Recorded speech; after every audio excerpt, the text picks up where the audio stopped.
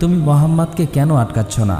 সে তো চাইলে তার স্ত্রী খাদিজাকে নিয়ে অনেক সুখে থাকতে পারে, তাহলে সে কেন বারবার আমাদের বিরোধিতা করছে? আবু লাহাব বলে, ভয় পেও না, আমাদের খোদা আমাদের রক্ষা করবে। মক্কার অবস্থা তখন এমন হয়েছিল যে মক্কার ভিতর এবং আশেপাশের সব জায়গায় মূর্তি পূজায় চলত।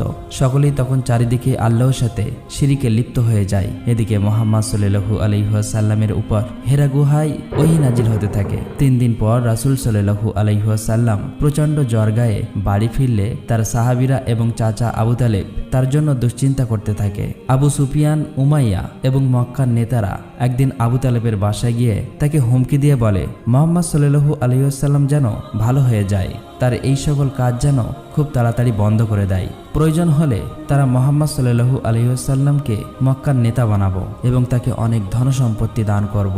কিন্তু রাসূল সাল্লাল্লাহু আলাইহি ওয়াসাল্লাম তখন তাদের সকল কথা প্রত্যাখ্যান করে দেয়।